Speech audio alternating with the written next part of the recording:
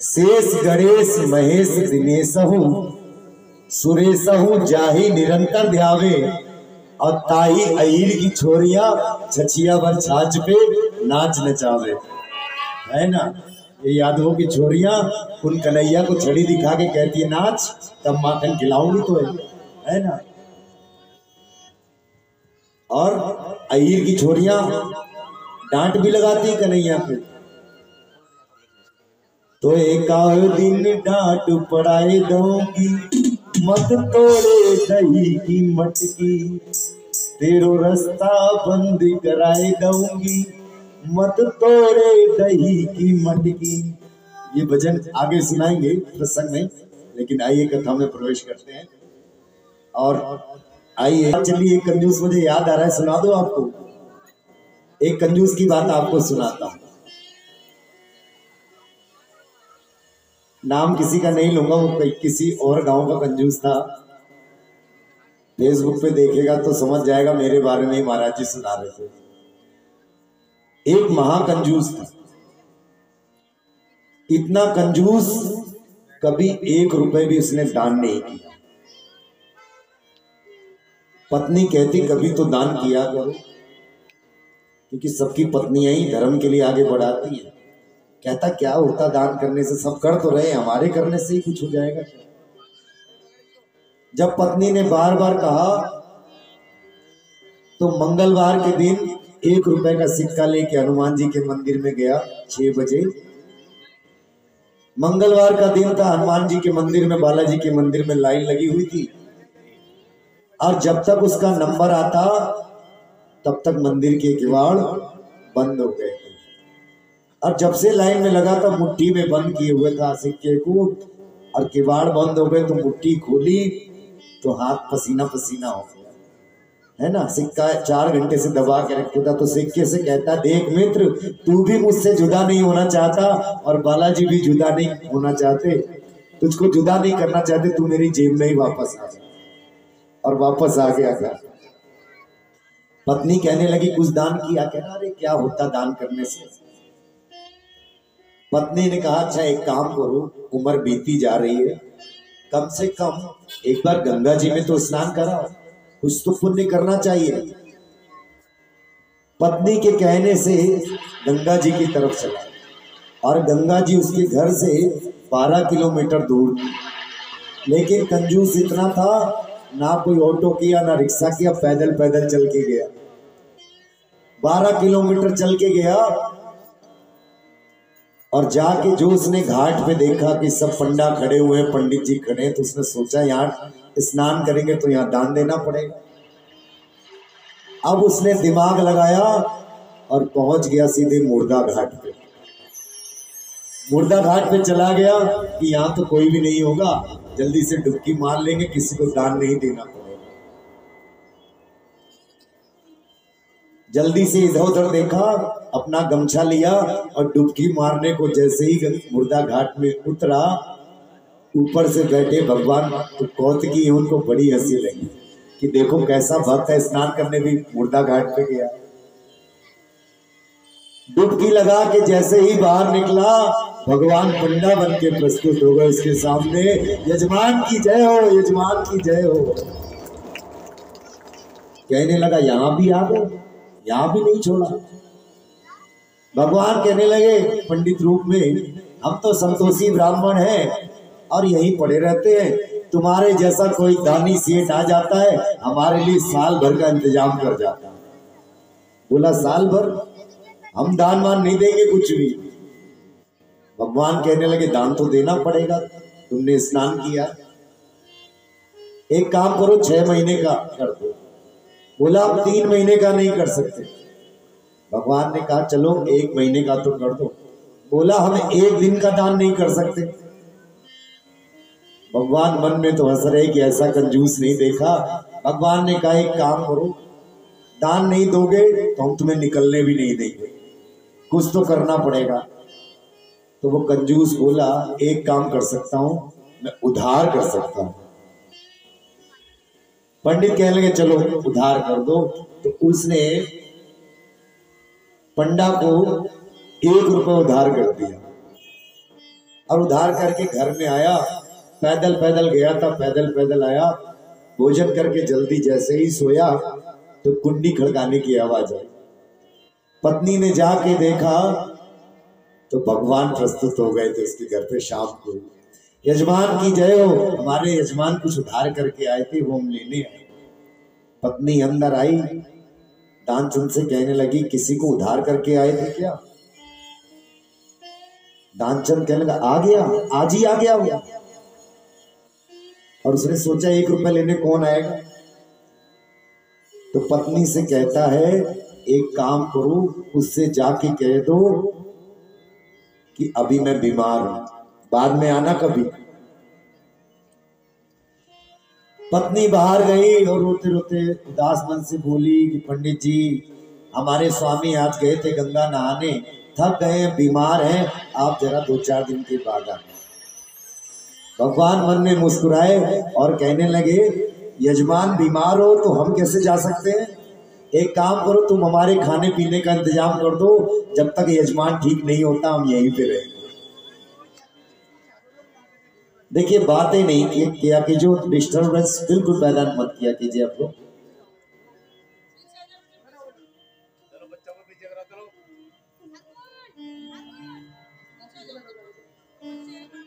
बोलिए राधे राधे।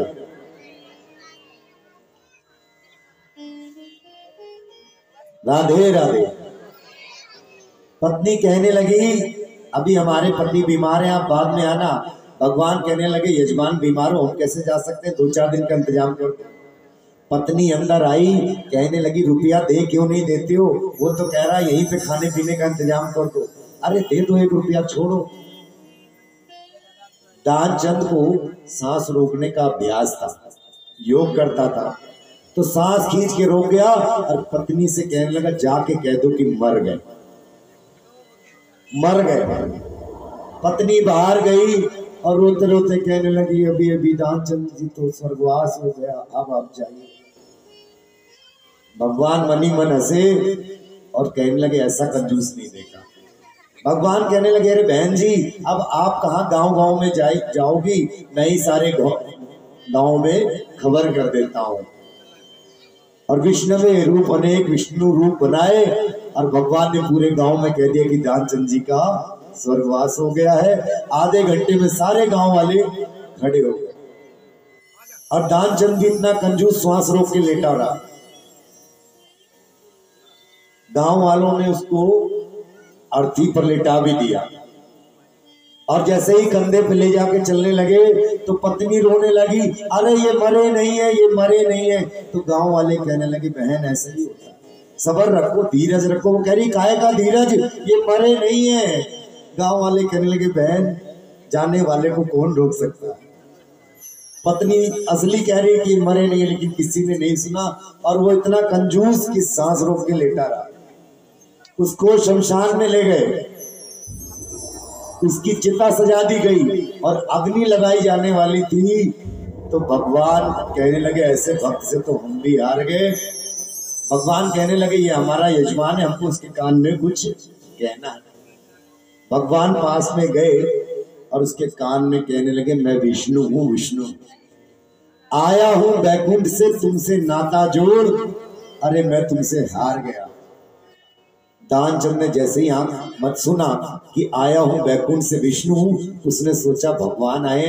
जैसे ही आंख खोली तो सामने वही पंडा। अब फिर आंख बंद कर ली जल्दी से।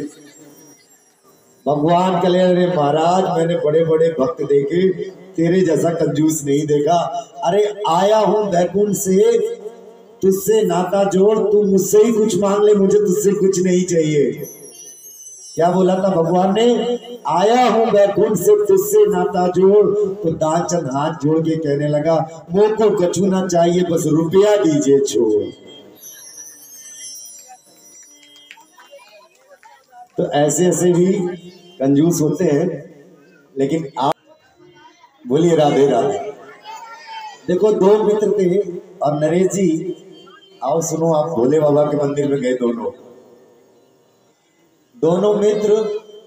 दोनों मित्रों ने अपना कारोबार आरंभ किया। एक का छोटा कारोबार था, एक का बड़ा कारोबार था। भोले बाबा के मंदिर में गए और देरी बनी होती ना, देरी के इस तरफ खड़े हो गए, भोले बाबा सामने थे। भोले बाबा तो भोले हैं, कुछ भी मांग लो भोले बाबा दे देते हैं। दोनों कहने लगे, हे भोले बाबा, यदि मेरा व्यापार चल जाएगा तो आपको कुछ ना कुछ चढ़ा के जरूर जाऊंगा। दोनों गए, दोनों का कारोबार चला। भोले बाबा कहने लगे, चलो कोई बात नहीं, इन्होंने चढ़ाने के लिए कहा तो सही। दोनों 2 महीने बाद लौटे। जिसका छोटा कारोबार था वो रुपया और कुछ सिक्के लेके आए और देरी के इस तरफ खड़े होके कहने लगा, भोले बाबा, मैंने आपको कहा था कि मैं आपको कुछ चढ़ाऊंगा, तो ये मेरी कमाई है, मैं आपकी तरफ फेंकता हूं, जितने आपको चाहिए आप ले लेना। और सिक्के सिक्के तो उसने जानबूझ के अंदर फेंक दिए और नोट नोट अपने पास फेंक दिए। फेंकना तो उसके हाथ में ही था। और सिक्के जब उधर चले गए तो भोले बाबा से कहता, अरे भोले बाबा, आप तो बड़े संतोषी हो, सिक्कों में ही मान गए।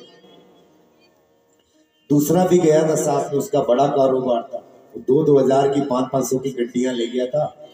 कहने लगा, भोले बाबा, मैं इसकी तरह नहीं हूं कि सिक्के इसने कंजूसी दिखाई है, आपकी कृपा से मेरा बिजनेस भी बहुत चल गया है और देखो मैं इतने रुपया पैसा लाया हूं, ये सब आपको चढ़ा दूंगा, मैं इसकी तरह कंजूस नहीं हूं।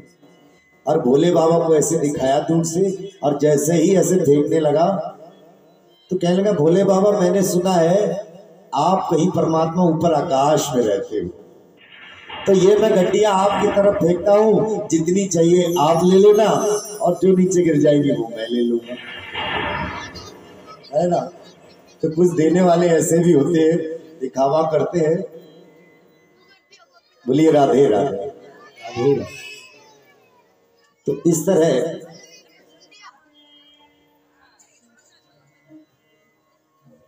कथा श्रवण करा रहे हैं सूत जी महाराज सोनानंद ऋषियों को। सबसे पहले सूत जी महाराज ने सौनक आदि ऋषियों के प्रश्नों का उत्तर देने से पहले अपने गुरु को याद किया। और सूत जी महाराज के गुरु कौन है? सुखदेव जी। बोलिए सुखदेव जी भगवान की। और यहां से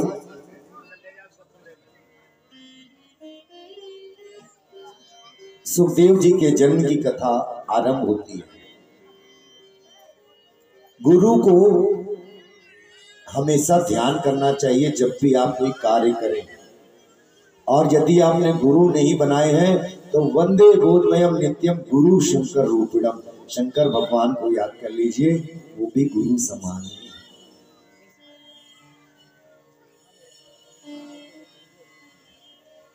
अपने गुरु जी को याद किया सुखदेव जी को।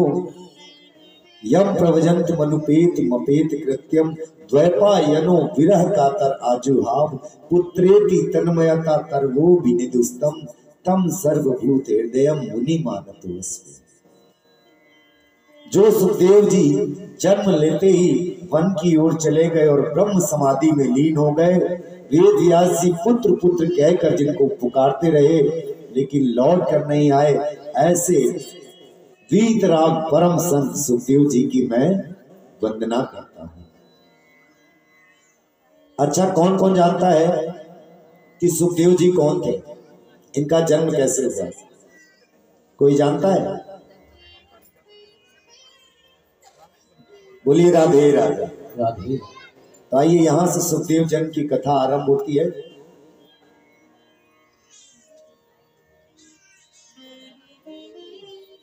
जिस तरह कन्हैया का बैकुंठ धाम है, राधा रानी का गोलोक धाम है। और उस राधा रानी के धाम में सुखदेव जी तोते के रूप में राधा रानी की गोद में खेला करते थे। राधा जी ने तोते से कहा सुखदेव से, सुख तुम पृथ्वी पर जाओ और श्रीमद् भागवत का प्रचार प्रसार करो। सुखदेव जी कहने लगे, मैया मैं पृथ्वी पर नहीं जाऊंगा, क्योंकि मैं अगर वहां पे गया तो ये संसार की माया मुझे जकड़ लेगी। राधा रानी ने आशीर्वाद दिया, हे सुखदेव तुम मेरे कहने से पृथ्वी पर जाओ और तुम्हें संसार की माया बिल्कुल नहीं जगती। तब राधा रानी के कहने से कैलाश पर्वत पर एक तोता और मैना के द्वारा अंडे के रूप में सुखदेव जी का प्राकट हो गया। अंडे के रूप में तो प्राकट हो गए, लेकिन अंडे से बाहर कैसे निकले? तब राधा रानी जी ने नारद जी को आदेश दिया कि नारद जी अब ये आपका काम है। सुखदेव जी को मैंने धर्म प्रचार के लिए पृथ्वी पर भेज दिया, कैलाश पर्वत पर अंडे के रूप में है और उनको अंडे से बाहर निकालना आपका काम है, क्योंकि जब उनका जन्म होगा तभी तो धर्म का प्रचार करेंगे। नारद जी आज्ञा लेके चले और कैलाश पर्वत पर कौन से शंकर भगवान का वास होता है बताइए? कौन से भगवान वास करते? भोले बाबा।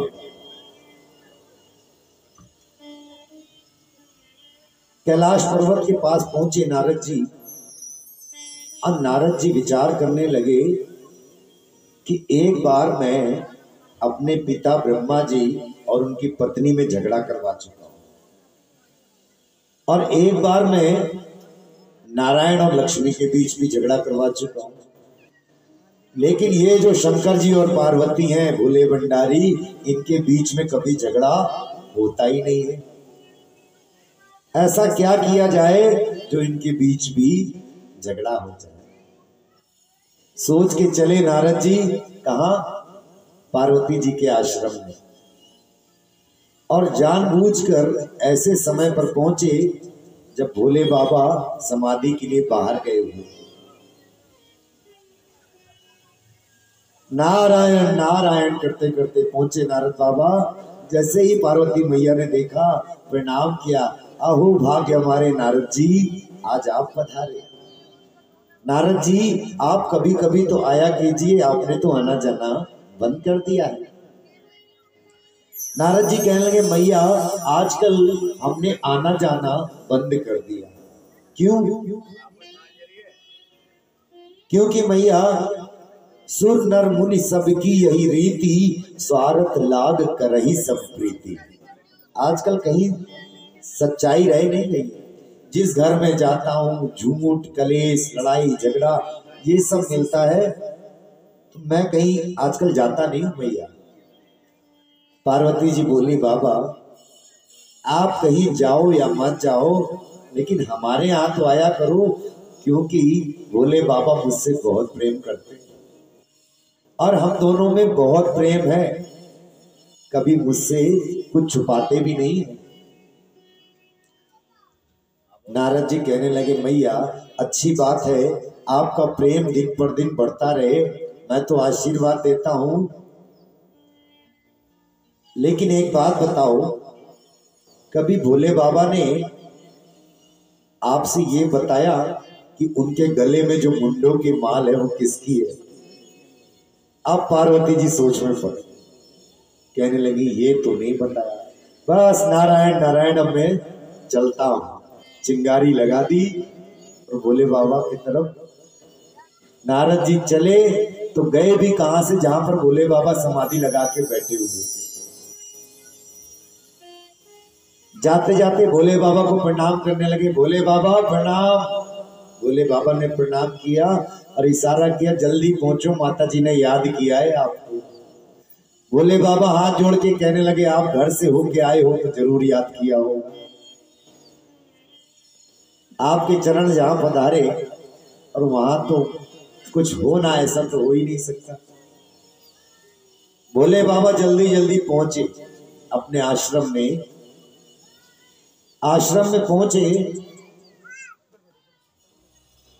तो पार्वती जी तो गुस्सा होकर बैठी हुई थी मुंह फुलाकर, और पीछे से गए भोले बाबा और कांधे पे हाथ रख के धीरे से बोले देवी बात मत करो मुझसे। तुरंत उनको डांट दिया भोले बाबा। देवी अब ये तो समझ गए थे कि नारद जी यहाँ पे आए हैं तो कोई ना कोई तो बात है, लेकिन तुमसे बात नहीं करूंगा तो मुझे पता कैसे चलेगा? मुझे बताओ देवी क्या बात है, बात मत करो, तुम कपटी हो, झूठ बोलते हो तुम। बड़े आए कर्पूर गौरम करुणावतारम संसार सारम भुजगेंद्रारम, तुम मुझसे बातें छुपाते हो। बोले देवी मैं तो तुमसे इतना प्रेम करता हूं और आज तक तुमसे कुछ छुपाया नहीं मैंने। पार्वती जी कहने लगी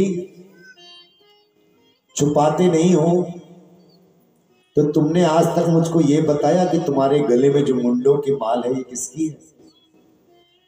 भोले बाबा कहने लगे देवी प्रेम में कुछ बातें गुप्त भी रखी जाती हैं, तुमने कभी पूछा नहीं, हमने कभी बताया नहीं। और तुम जो मुझे कपटी कह रही हो, आज तुम्हें बताता हूं ये मुंडों के माल किसकी है। सुनो देवी, जब जब दुष्टों का नाश करने के लिए तुम सिंह वाणी, काली मैया, दुर्गा वाहनी तरह तरह के रूप धर के जब अवतार लेती हो और दुष्टों का नाश कर देती हो और अपनी देह का त्याग करती हो, तो तुम्हारे देह की मुंड की माला मैं अपने गले में पिरो देता हूं। मैं तो तुमसे इतना प्रेम करता हूं और तुम मुझे कपटी कह रही हो। पार्वती जी कहने लगी तब तो तुम महाकपटी हो। कैसे? पार्वती जी कहने लगी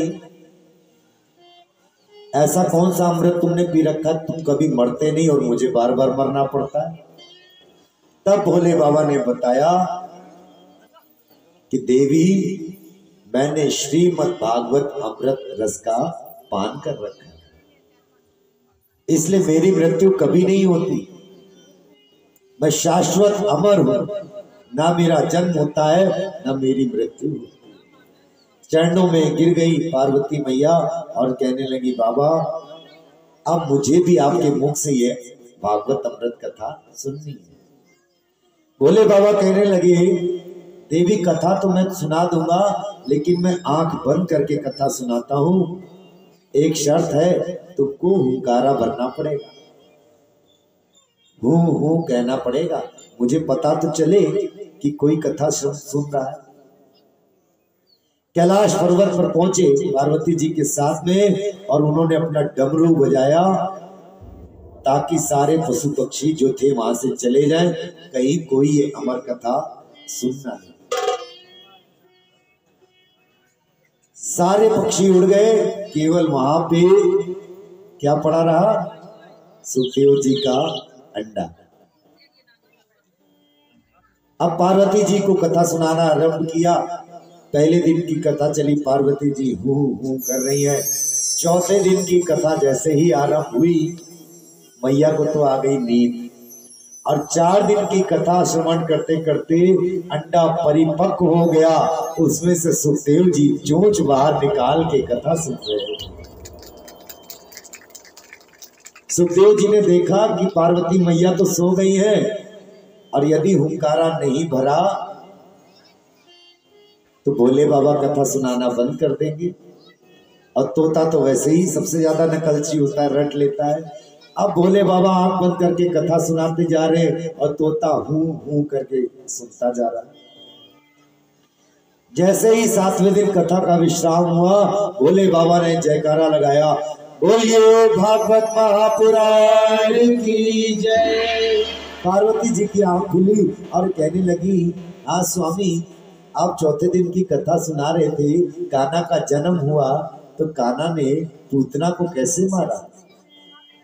भोले बाबा कहने लगे पूतना तो कब की मर गई, अब तो कथा विश्राम की तरफ चल रही है। पार्वती जी कहने लगी देखो जी मुझे तो आ गई थी नींद।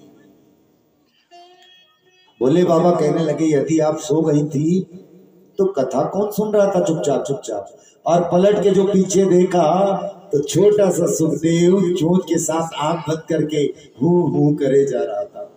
भोले बाबा ने त्रिशूल से डराया, तूने चोरी से कथा सुनी, पीछे बैठकर जो भी कथा सुनता है उसको पाप लगता है।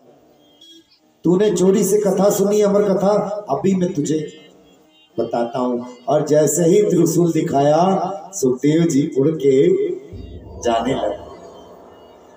उड़ के जैसे ही गए तो उड़ते उड़ते कैलाश पर्वत से सीधे पहुंच गए बद्रीनाथ।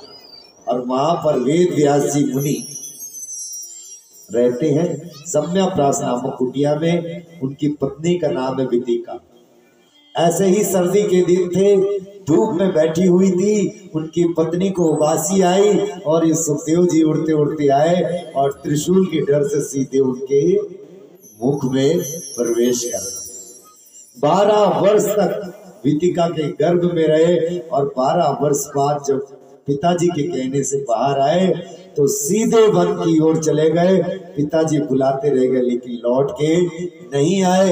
ऐसे सुखदेव जी को, गुरु जी को हम सब प्रणाम करते हैं।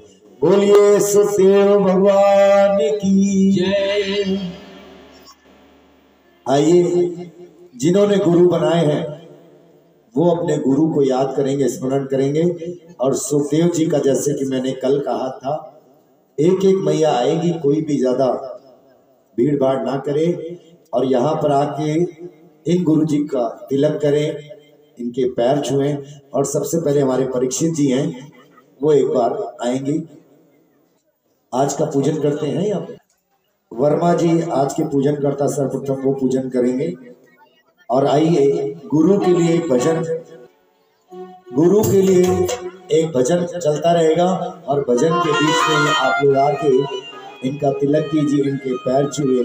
और जो भी आपकी श्रद्धा है, मैंने कल कहा था भले 1 रुपए की श्रद्धा हो, गुरु मित्र और बहन बेटी के घर खाली हाथ नहीं जाना चाहिए। सुखदेव जी की,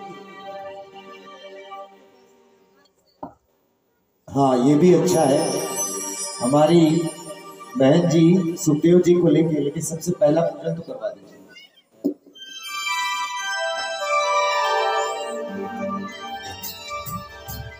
चलिए, हमारे गुरु जी स्वयं आपके पास आएंगे और वहीं से इनके पैर छू लीजिए, इनको तिलक कर दीजिए, रोली रख लीजिए, इसी थाल में रोली रख लीजिए और सुखदेव जी सीधा आपके मध्य आए। ओम अखंड मंडलाकारं व्यापकं येन चराचरं यद्पदं दर्शितं येन तस्मै श्री गुरवे नमः। गुरुर्ब्रह्मा गुरुर्विष्णु गुरुर्देवो महेश्वरः गुरुर्साक्षात् परब्रह्म तस्मै श्री गुरवे नमः। बोलिए श्री सद्गुरु महाराज की जय।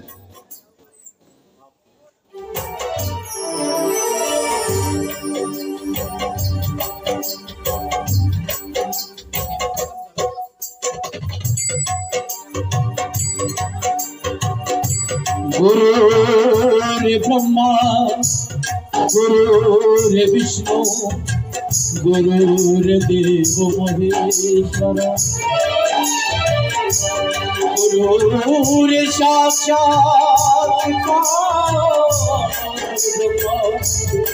तस्मै श्री गुरुवे नमः।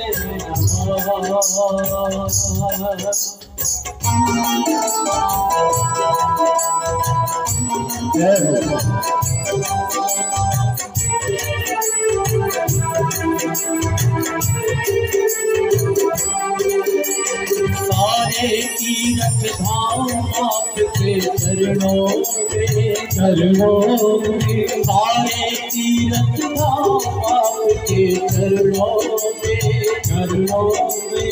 हे गुरुदेव प्रणाम आपके चरणों में।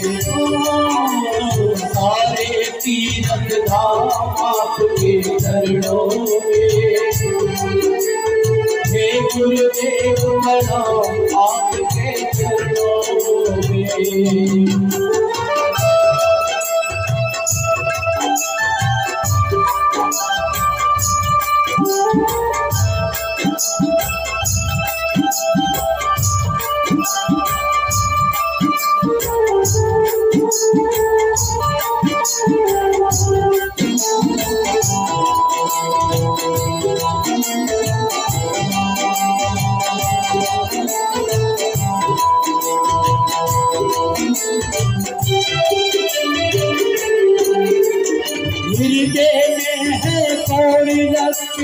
कंठ शारदा माता है, कंठ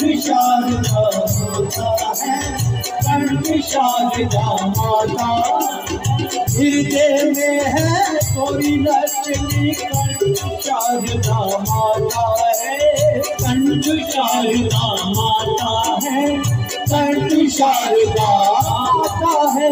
जो भी मुख से वचन कहे वो वचन सिद्ध हो जाता है, वचन सिद्ध हो जाता है। हे गुरु ब्रह्मा हे गुरु विष्णु, हे गुरु ब्रह्मा हे गुरु, हे शंकर भगवान आपके चरणों में, चरणों में। हे गुरुदेव प्रणाम आपके चरणों में, सारे तीर्थ धाम आपके चरणों में, चरणों में। हे गुरुदेव प्रणाम आपके चरणों में।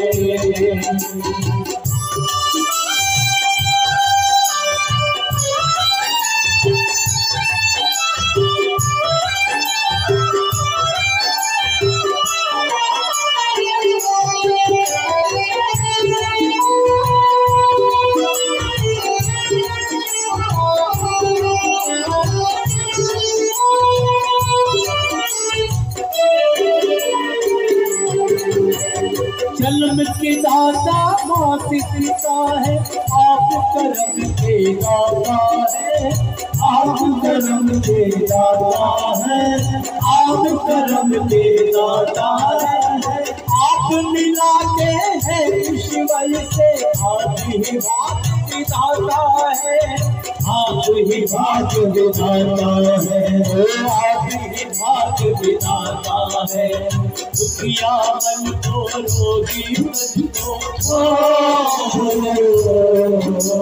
दुखिया मन को रोगी तन को मिलता है आराम आपके चरणों में, चरणों।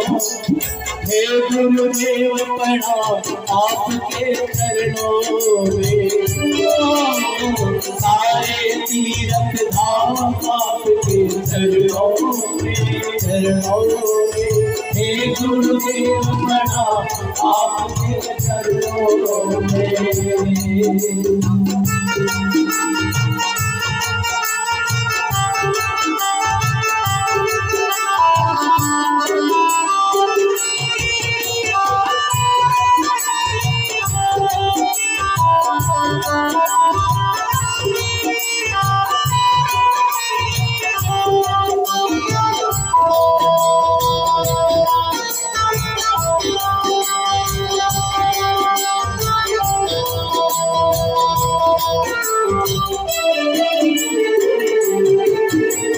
निर्बल को बलवान बना दो, मूर्ख को गुणवान प्रभु, मूर्ख को गुणवान प्रभु, मूर्ख को गुणवान प्रभु।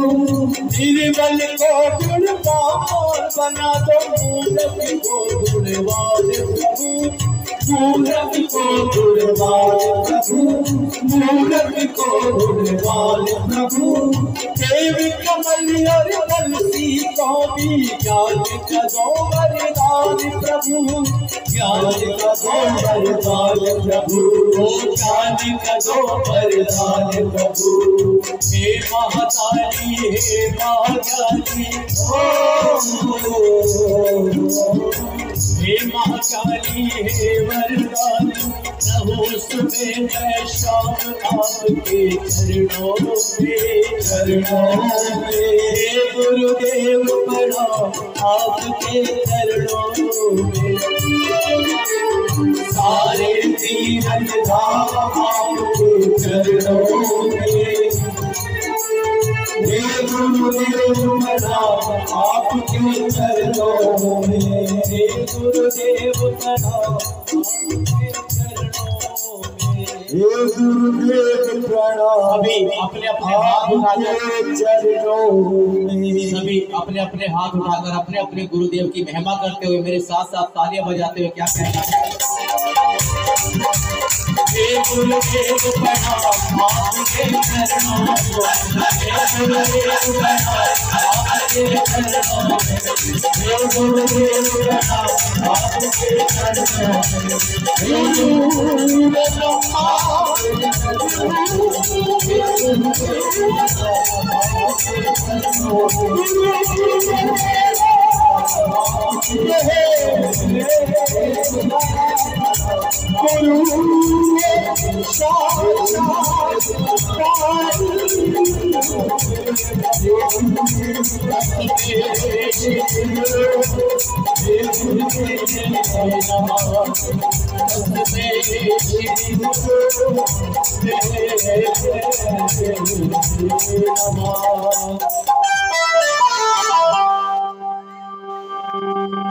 बोलिए अपने अपने गुरु महाराज की जय।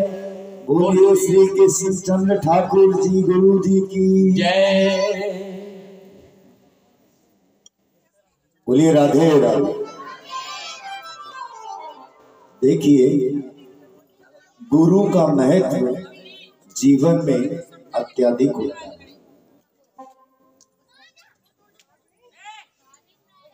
ये आवाज मत कीजिए, बिल्कुल शांति बनाइए। गुरु पहले बताइए आप में से किसने बनाए हैं? बना रखे हैं आपने अपने गुरु, यानी कि संख्या कम ही है, बाकी लोगों ने गुरु नहीं बनाए। देखिए, गुरु बनाना जीवन में अत्यधिक आवश्यक है। गु माने होता है रूह और रू माने होता है प्रकाश।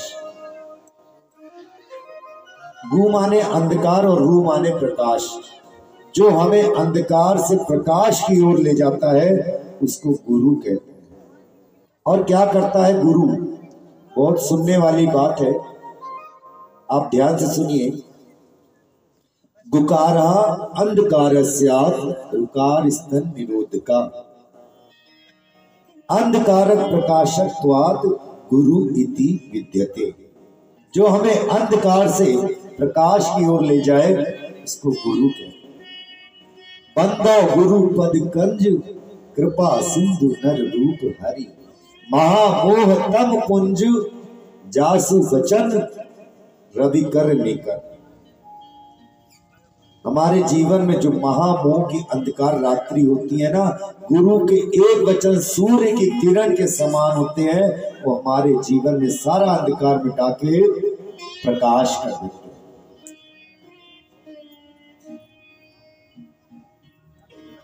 लेकिन आजकल तो लोग गुरु और चेले का अर्थ ही बदल गया है। पता है आजकल क्या चल रहा है? ये कलयुग। गलियन गलियन गुरु फिरे और हमसे दीक्षा ले और स्वर्ग जाओ चाहे नरक जाओ, बस धोती रुपया दो। आजकल तो ये चल, आजकल चाहे स्वर्ग जाओ नरक जाओ, गुरु को नहीं पड़ा, बस उनको 6 महीने में धोती रुपया देते। तो ऐसे जब गुरु मिलते हैं ना, तो चेले भी कहते हैं, जब गुरु चल बसते तो कहते हैं, भला भयो गुरु चल बस्यो, दिल में पड़ गई चैन, और 6ठे महीने आओ तो धोती रुपया ले, है ना। तो चेला भी फिर कहता है अच्छा वो गुरु जी चले गए।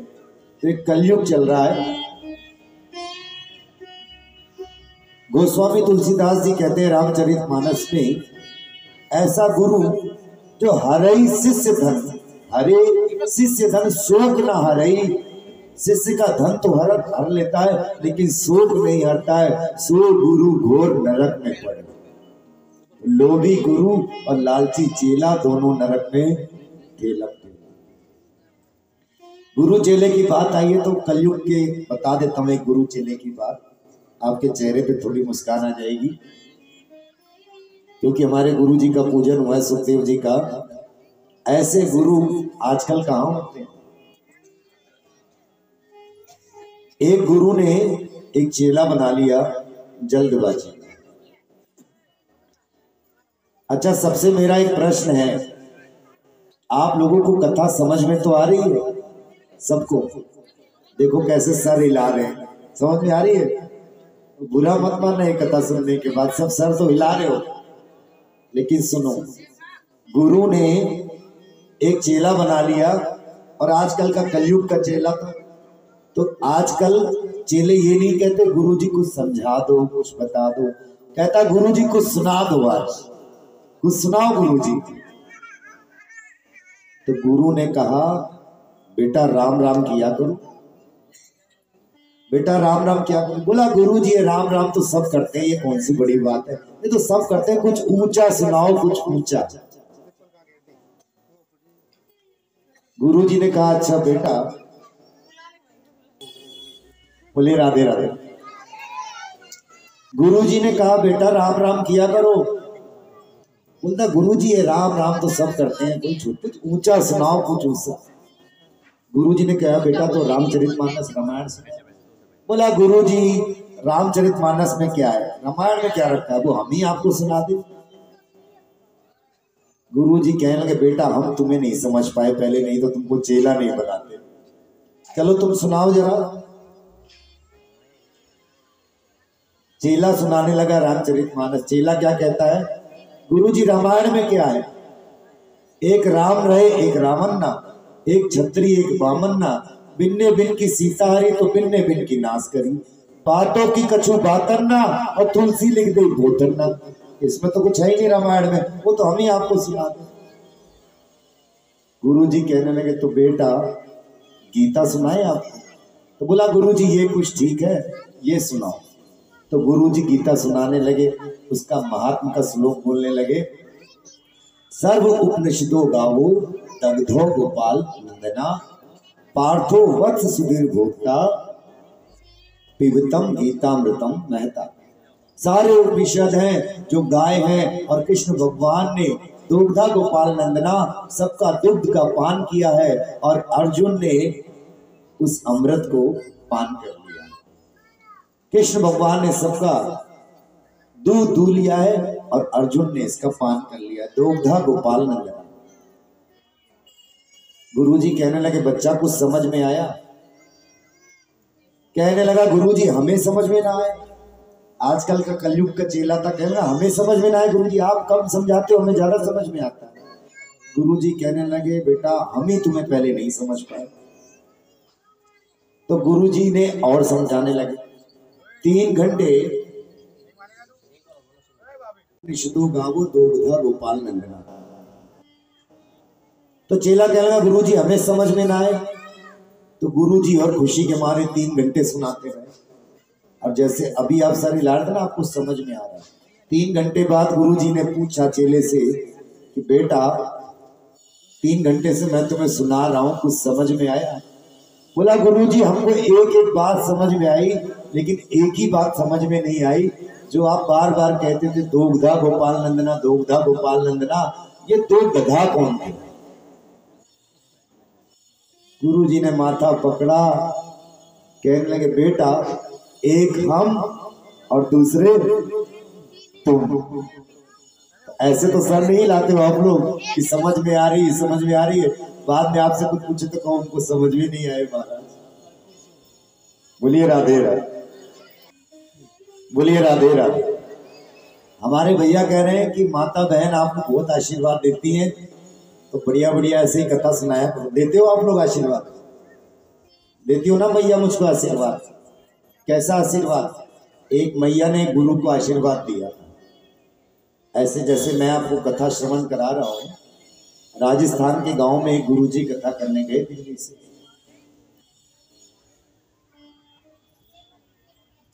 हाँ यहाँ रख दीजिए सामने। दिल्ली से एक गए गुरुजी कथा करने के लिए राजस्थान के गांव में। तो गुरुजी कथा कर रहे तो राजस्थान के पास एक गांव था, कस्बा कम बसा हुआ अविकसित गांव था। तो वहां से एक व्यक्ति गुरुजी से कहने लगा गुरुजी आप यहाँ कथा करने आए हो, मेरे घर पे चलो, मेरी बूढ़ी मैया आ नहीं पाती हैं, उनको आप दर्शन दे दो। गुरुजी चले गए।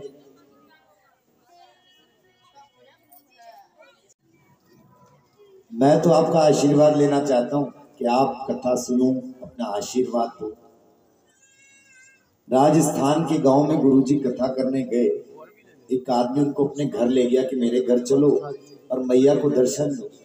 गुरु जी चले गए उस आदमी के साथ में, और अंदर जाके गुरु जी को ले जाके उस आदमी ने अपनी बूढ़ी माँ से कहा, मैया गुरु जी आए हैं दिल्ली से, कथा करते हैं, इनके दर्शन कर लो।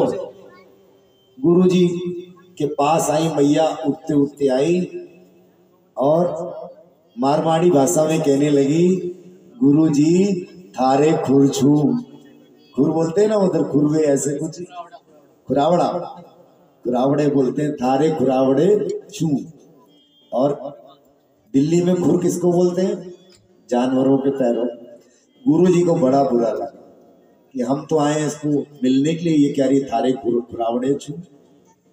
गुरु जी कहने लगे, मैया ऐसे नहीं बोलते, नरक में जाओगी, नरक में।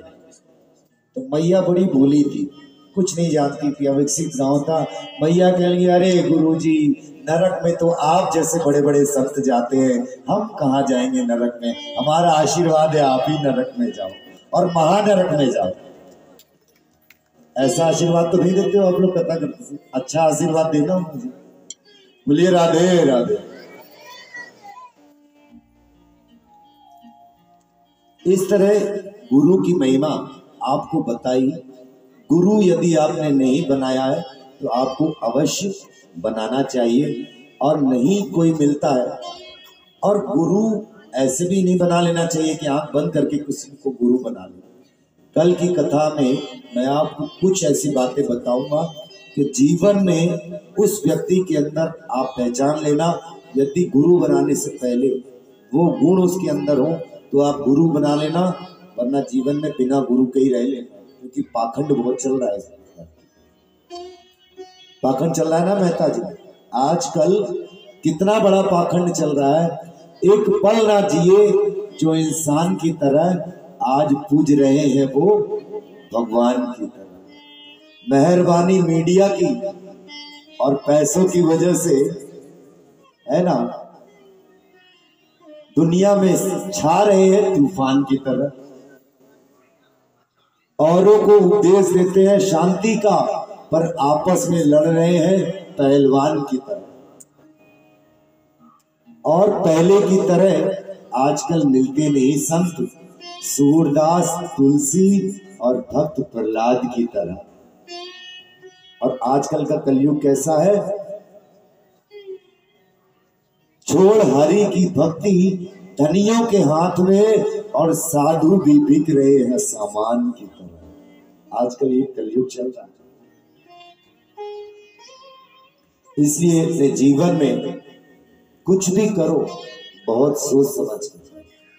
यदि देखो एक बात बता दूं, गुरु सिर्फ ज्ञान जगाता है, और आप सब ऐसा मत सोचो कि हमें ज्ञान नहीं है, सामने कथा करने इनको बड़ा ज्ञान है। ज्ञान सबके पास है, लेकिन आपको सिर्फ अपने विवेक को जगाने की आवश्यकता है। बच्चा जब जैसे ही जन्म लेता है ना, बुद्धि तो उसकी तभी उसके साथ आ जाती है। पता है, जब माँ अपने गोद में लेती है तुरंत उसको पता होता है माँ का दुग्धपान कैसे करना है। तुरंत पकड़ के छोटा सा बच्चा 1 दिन का भी कैसे दुग्धपान करने लगता है, उसको कोई बताता है कि ऐसे दूध पिया जाता है। तो बुद्धि सबके अंदर है, लेकिन जरूरत होती है उसको जगाने की। आप भी वो सब सीख सकते हो जो मैं कह रहा हूं। जरूरत है थोड़ी सी मेहनत करने की, पढ़ने की, समझने की। बोलिए राधे राधे।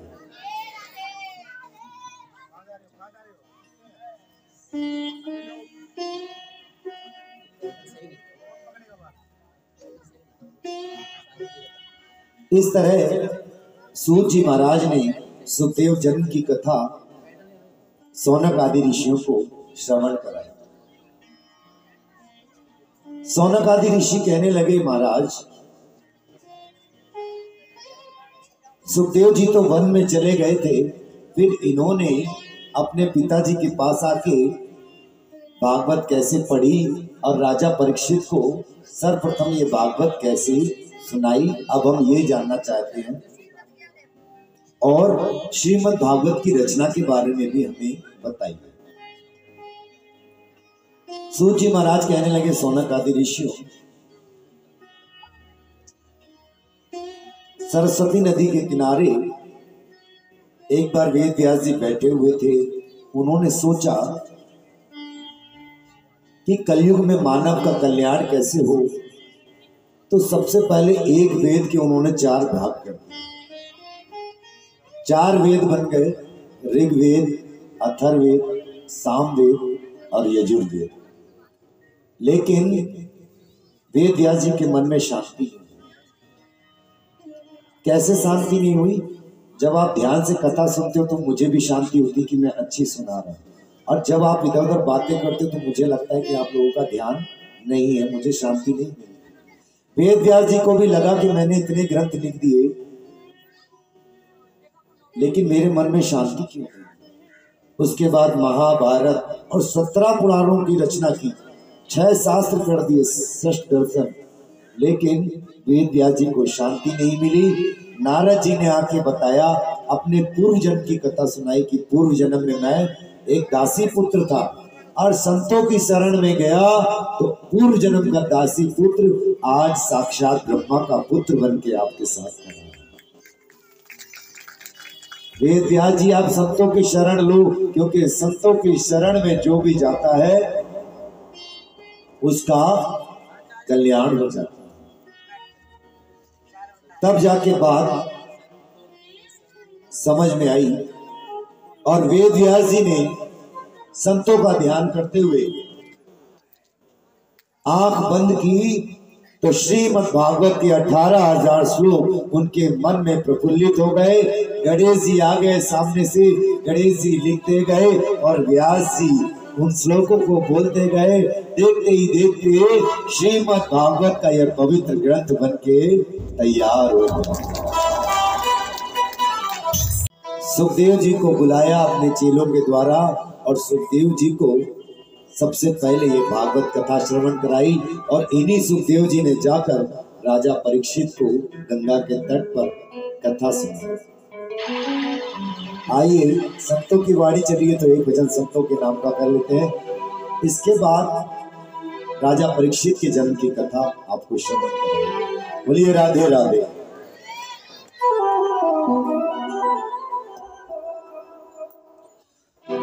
संतन के संग लागे तेरी अच्छी बनेगी, अच्छी बनेगी तेरी बिगड़ी बनेगी। जाग सके तो जाग रे, तेरी अच्छी बनेगी।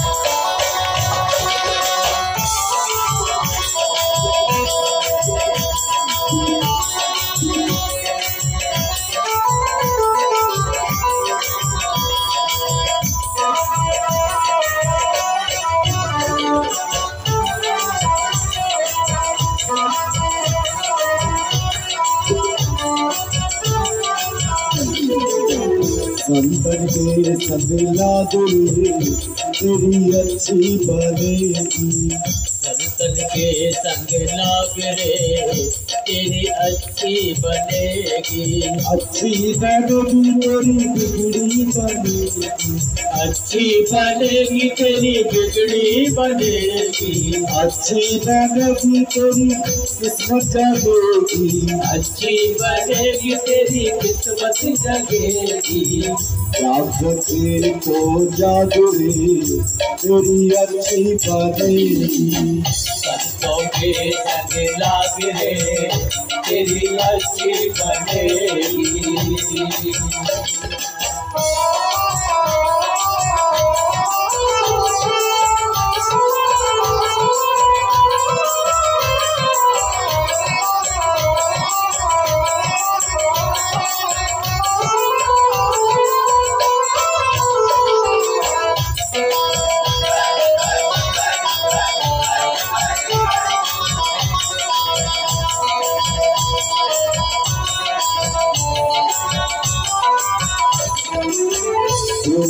बन गई प्रहलाद जी की बन गई, ध्रुव जी की बन गई प्रहलाद जी की बन गई, ध्रुव जी की बन गई प्रहलाद जी की बन गई, ध्रुव जी की बन गई प्रहलाद जी की बन गई, प्रहलाद जी की बन गई, प्रहलाद जी की बन गई, प्रहलाद जी की बन गई, प्रहलाद जी की बन गई, ध्रुव जी की बन गई प्रहलाद जी की बन गई, ध्रुव जी की बन गई प्रहलाद जी की बन गई। हरि कीर्तन में लाग रे, हरि कीर्तन में लाग रे, तेरी अच्छी बनेगी, संतन के संग लाग रे, तेरी अच्छी बनेगी।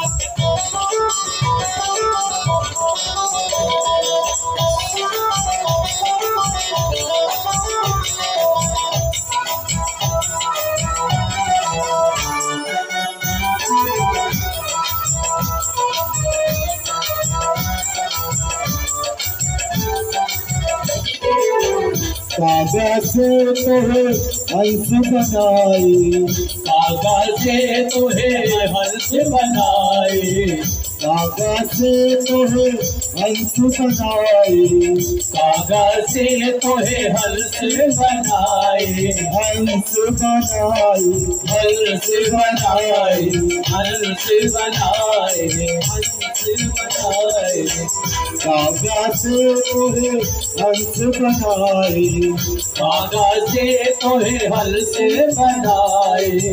मिट जाए दिल की ताकरी, तेरी अच्छी बनेगी, मिट जाए दिल के दाग रे, तेरी अच्छी बनेगी, संतन के संग लाग रे, तेरी अच्छी बनेगी, संतन के संग लाग रे, तेरी अच्छी बनेगी।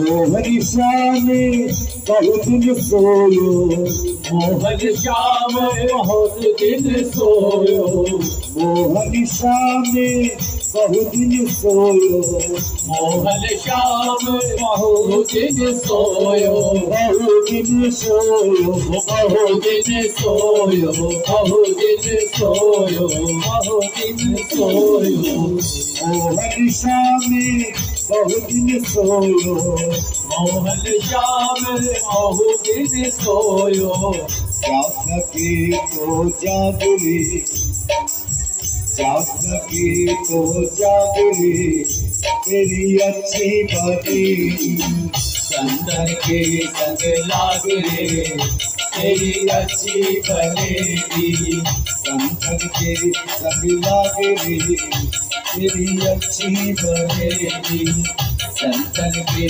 संग लाग रे, तेरी अच्छी बनेगी, संतन के संग लाग रे, तेरी अच्छी बनेगी।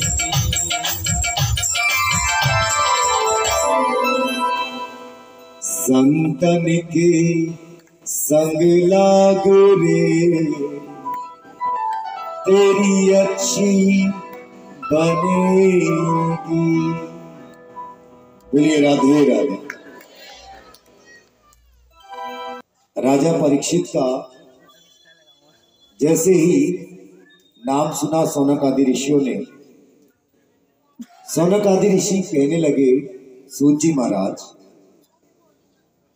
ये राजा परीक्षित कौन थे और इनको श्राप कैसे मिला? और सुखदेव जी ने जाकर गंगा के तट पर इनको 7 दिनों तक कथा क्यों और कैसे श्रवण कराई, अब हम ये सुनना चाहते हैं।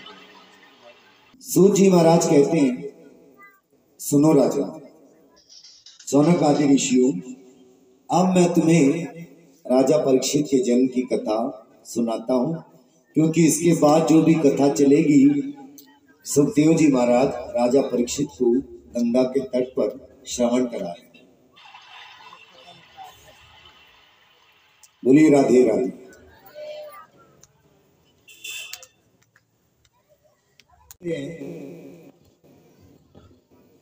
सूत जी महाराज सौनक आदि ऋषियों से कहते हैं, अब मैं तुम्हें राजा परीक्षित के जन्म की कथा श्रवण कराता हूं। बात उस समय की है जब महाभारत का युद्ध अंतिम समाप्ति की ओर चल रहा था। आप सभी जानते हैं दुर्योधन और भीम का गदा युद्ध हुआ अंत में, और भीम ने दुर्योधन की जंघा पे ऐसा प्रहार किया कि उसकी जंघा टूट गई और मारे पीड़ा के वो कराहने लगा। कृष्ण भगवान सभी पांडवों को लेकर कहने लगे, अब तो तुम विजयी हो गए हो, चलो हम चलकर कहीं उत्सव मनाएंगे। पांडवों को पहले ही कहीं और ले गए, क्योंकि कृष्ण भगवान आने वाले संकट को समझ चुके थे। पांडवों को वो कहीं और ले गए। इधर दुर्योधन दर्द से करा रहा था, उसका मित्र अश्वत्थामा वहां पहुंचा।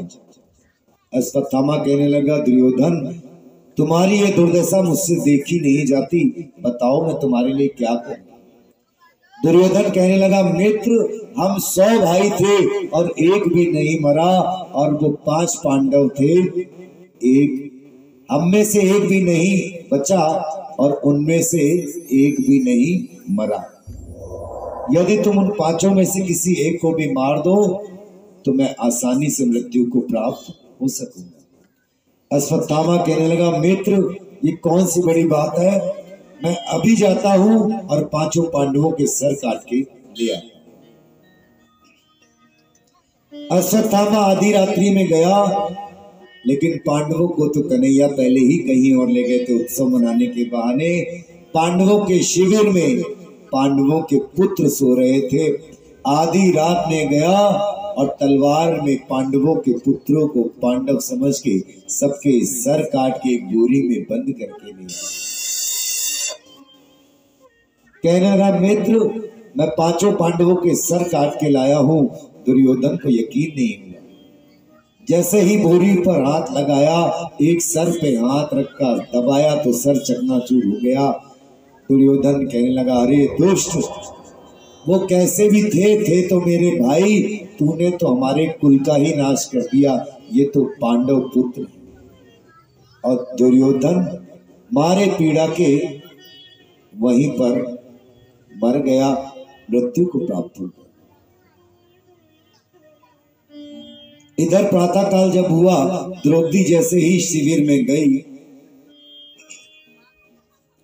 उसने जैसे ही देखा अपने 5 पुत्रों के सब जो बिना सर के थे, विलाप करने लगी, रोने लगी, चीत्कार करने लगी। माता शिशूनां निधनं सुतानां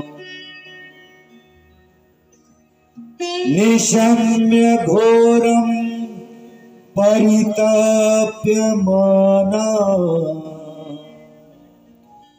तदा रुदते बाष्प कलाकुलाक्षी तां सान्निपन्नाः किरीटमाली माता शिशूनां निधनम सुताना। चीत्कार मचाने लगी, पुकार करने लगी, हाय मेरे पुत्रों का वध किसने किया। सभी पांडव कन्हैया के साथ आए और देखा कि पांचों पुत्र मरे पड़े हैं। अर्जुन ने प्रतिज्ञा की, द्रौपदी जिसने भी हमारे पुत्रों का वध किया है उसे पकड़कर तुम्हारे चरणों में ला दूंगा, जो सजा देनी होगी।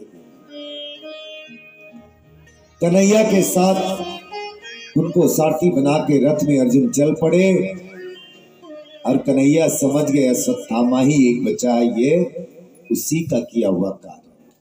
अश्वत्थामा को पकड़ के लाए, द्रौपदी के चरणों में डाल दिया और कहने लगे द्रौपदी सजा दे। द्रौपदी ने पता है क्या किया। द्रौपदी कहने लगी छोड़ दो इसको, जाने दो, इसको जाने दो, क्योंकि ये तुम्हारे गुरु द्रोणाचार्य का पुत्र है, इसलिए ये एक तरीके से तुम्हारा भी पुत्र है। इसके पिता को तो तुमने मार दिया युद्ध में, और मैं नहीं चाहती जो पुत्रों का दुख मैं सहन कर रही हूं, इसकी मां को भी वही दुख प्राप्त है, इसको जाने दो।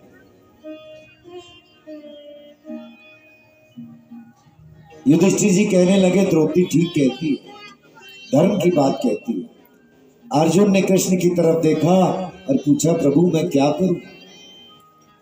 अर्जुन से कृष्ण कहने लगे अर्जुन मैंने तुम्हें महाभारत में गीता का पाठ सुनाया है, तुम वही करो जो धर्म कहता है।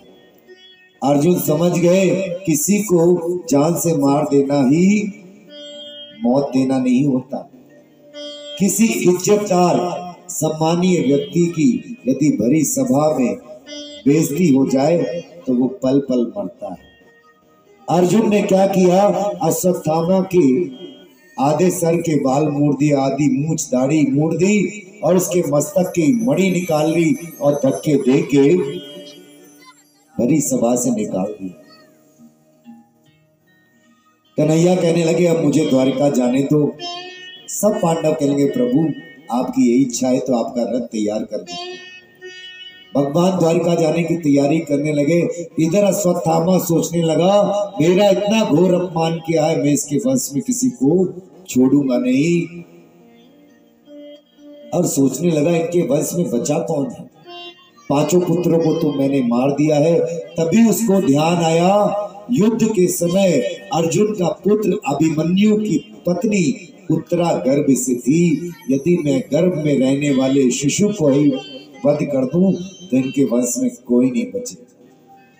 ऊंच निवास नीच करतूती देख न सकही पराई बबूती। अश्वत्थामा ने ब्रह्मास्त्र निकाला और चला दिया गर्भ की तरफ। भगवान तो रथ पे सवार होने वाले थे। उत्तरा दौड़ी दौड़ी आई और कहने लगी पाहि पाहि महायोगिन देव देव जगतपते। हे पाहि पाहि महायोगिन देव देव रक्षा करो, ये ब्रह्मास्त्र मेरी ओर आ रहा है। एक बार को भले ही ये मुझे जला दे, लेकिन मेरे गर्भ में पलने वाले शिशु की क्या गलती। भगवान रथ से नीचे उतरे और एक रूप से सबके सामने खड़े रहे, दूसरे ही रूप से छोटा सा अंगुष्ठ भर मात्र रूप बनाया और नसिका के माध्यम से उत्तरा के गर्भ में गए और अपनी गदा को सुदर्शन चक्र बना के चलाया तो ब्रह्मास्त्र को शांत कर दिया और गर्भस्थ शिशु की रक्षा। बोलिए कृष्ण कन्हैया लाल की। दूसरे ही क्षण भगवान प्रकट हुए और अपने ही उसी पुनः रूप में प्रविष्ट कर। उत्तरा से बोले बेटी अब कैसा महसूस कर रही हो। उत्तरा कहने लगी प्रभु अब मैं स्वस्थ महसूस कर। भगवान चलने लगे। भगवान की लीला कोई भी नहीं देख पाया, केवल एक ने देखी और वो थी कुंती माता। सूत जी कहते हैं सौनक आदि ऋषियों से कि बच्चों की लीला सब जगह चल जाती लेकिन माँ के आगे नहीं चल पाती। कुंती माँ तो चरणों में गिर गई और कृष्ण भगवान को प्रणाम करके प्रार्थना करने लगे। ओम कृष्णाय वासुदेवाय देवकी नंदाय च नंद गोप कुमाराय गोविंदाय नमो नमः। भगवान कहने लगे, अरे बुआ क्या करती हो, मेरे चरणों में क्यों पड़ती हो? बुआ कहने लगी, प्रभु तुम किसी के भतीजे हो, किसी के भाई हो, लेकिन अभी जो तुमने लीला की मैंने सब देख लिया। तुम तो भगवान हो। कन्हैया हंसने लगे, अगर मैं भगवान हूं तो चलो बुआ मुझसे तुम कुछ मांग लो। और बुआ ने जानते हो क्या मांगा? बुआ कहने लगी कि मेरे जीवन में विपत्ति पर विपत्ति आती रहे, दुख पर दुख आता रहे, एक दुख दूर ना हो दूसरा दुख पहले से ही आ जाए। अरे बुआ, ये दुनिया के लोग तो 10 रुपए चढ़ाते हैं और सुख संपत्ति घर आवे सारे संसार की सुख संपत्ति मांगते हैं, और मैं साक्षात भगवान तुम्हारे सामने खड़ा हूं और दुख मांगती हूँ, क्यों? तब कुंती मैया कहने लगी, विपदा शंतु न सस्वत तत्र तत्र जगत गुरु भवतो दर्शनम यतस्या पुनर्भवो दर्शनम। कुंती मैया कहने लगी, प्रभु जब जब हमारे पर विपत्ति आई तब तब आप हमारे साथ थे। आज मेरे पुत्र युद्ध जीतकर हस्तिनापुर के राजा बन गए, जैसे ही सुख आया आज आप हमें छोड़ के द्वारिका जा रहे। ऐसे सुख को लेके मैं क्या करूंगी जिसमें आपका साथ ना हो। इसलिए प्रभु मेरे जीवन में तो विपत्ति पर विपत्ति आती है। भगवान कहने लगे, बुआ मैं तुमको ये नहीं दे सकता, यदि तुमको लगता है मैं छोड़ के जा रहा हूं तो चलो मैं 2-3 हफ्ते अब हस्तिनापुर में रहूंगा, उसके बाद जाऊंगा। हस्तिनापुर में रहे कन्हैया, और एक दिन देखा कि युधिष्ठिर जी भी रो रहे। बोले, भैया अब आपको क्या हो गया? युधिष्ठिर जी कहने लगे कि मेरे हाथों से मेरे गुरु द्रोणाचार्य भीष्म पितामह, मैंने युद्ध में अपने सभी बड़े बुजुर्गों को मार दिया और सबको मार के मैं राजा बन भी गया, तो क्या फायदा? जिनकी गोद में मैं खेलता था उन पर ही मैंने अस्त्र शस्त्र चलाए, मुझे बड़ी ग्लानि होती है किससे। कन्हैया ने बहुत समझाया लेकिन समझ में नहीं आया युधिष्ठिर जी के, क्योंकि छोटा भाई मानते हैं कृष्ण। कन्हैया समझ गए जब कोई दाढ़ी वाला बाबा इनको समझाएगा तभी इनको समझ में आएगा। और कन्हैया सभी पांडवों को लेकर पहुंच गए युद्ध स्थल पर, और जहां पे भीष्म पितामह बाड़ों की सैया पर लेटे हुए थे। भीष्म पितामह ने सभी पांडवों को बहुत सुंदर दान धर्म, मोक्ष धर्म, राज धर्म, बहुत प्रकार का उपदेश दिया, और अंत में श्री कृष्ण से बोले कि प्रभु अब आपसे मेरी एक विनती है, आप मेरे सामने तब तक खड़े रहो जब तक मेरी मृत्यु ना हो जाए। कन्हैया का तो चेहरा लटक गया, जानते थे इनको इच्छा मृत्यु का वरदान है। 3-4 महीने के लिए इन्होंने अपना प्लान बदल दिया, तो हम तो खड़े खड़े थक जाएंगे। भीष्म पितामह कहने लगे, कन्हैया मुंह मत लटकाओ, तुम्हारा लटका हुआ चेहरा पसंद नहीं आता, मैं तो तुम्हारा मुस्कुराता हुआ चेहरा देखना चाहता हूँ। और मेरे पास एक बेटी है, उसका विवाह मैं तुमसे करना चाहता हूँ। कन्हैया सोचने लगे, इन्होंने तो भीष्म प्रतिज्ञा की थी कभी विवाह नहीं करेंगे, इनकी बेटी कहां से आ गई। भीष्म पितामह कहने, कन्हैया जैसे ही हम लोग जन्म लेते हमारे साथ हमारी बेटी भी जन्म लेती है, और मेरी उस बेटी का नाम है मेरी बुद्धि। और उस बुद्धि का विवाह मैं तुम्हारे साथ कर देता हूँ। तुम्हारे चरणों में मेरी बुद्धि लग जाएगी तो मेरी बुद्धि भी ठीक हो जाएगी और मेरा भी बेड़ा पार हो जाएगा। इतिमति रूप कल्पिता वितस्ना भगवत सात्वत पुंगवे विरूपनी ससुप उपगते क्वचिर हरतुम।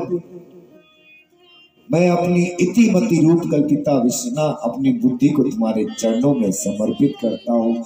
और 11 श्लोकों में बहुत सुंदर स्तुति की है कन्हैया ने। और कन्हैया को देखते देखते जैसे ही समय हुआ, उत्तरायण समय हुआ, सूर्य उत्तर दिशा की तरफ हुए, भीष्म पिता ने अपने प्राणों का त्याग किया और भगवान के चरणों में विलीन हुए।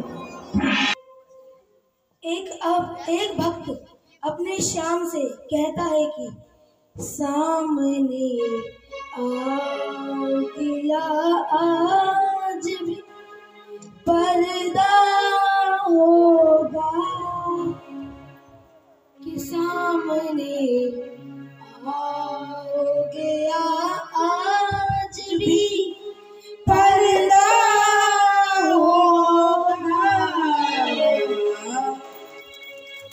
बेबी को विश्वास है कि मैं मेरी शाम को बुलाऊंगा और बाबा जरूर आएगा। वो रोते रोते कहता है कि बाप से कि बाबा ये मैंने मोहन को बुलाया है, वो आता होगा, कि मैंने मोहन को बुलाया वो आता होगा, वो बुलाया आता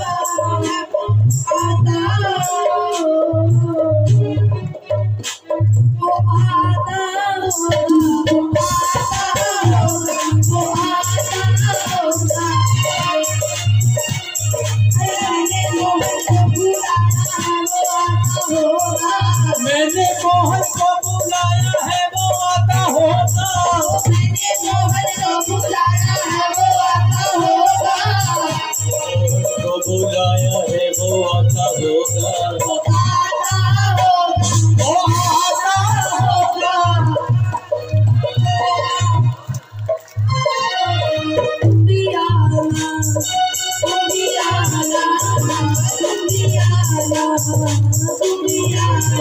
मेरे घर आज तमाशा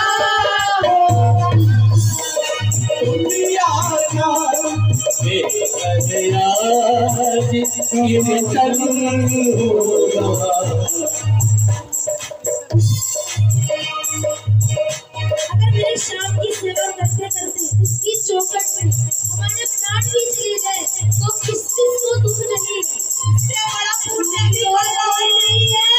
वो अपने शाम से कहता है कि बाबा मैं मेरा बच्चा हूँ, जिंदगी भर तेरे चरणों की चौखट में सेवा करना चाहता हूँ, क्योंकि तुमने मुझसे नाराज ना हो। और वो रोते रोते कहता है कि बाबा मौत आती है तो आजा कोई खबर नहीं, मौत आती है तो आजा कोई खबर नहीं, मौत आती है तो आजा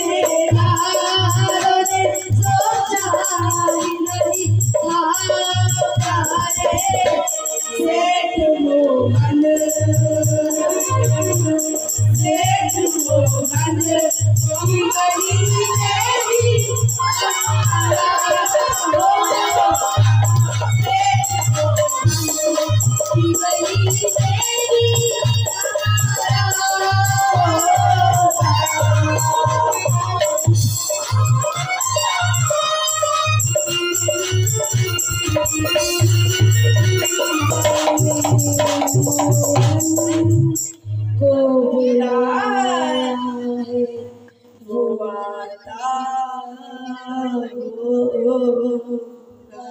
जोरदार तालियां बजाइए।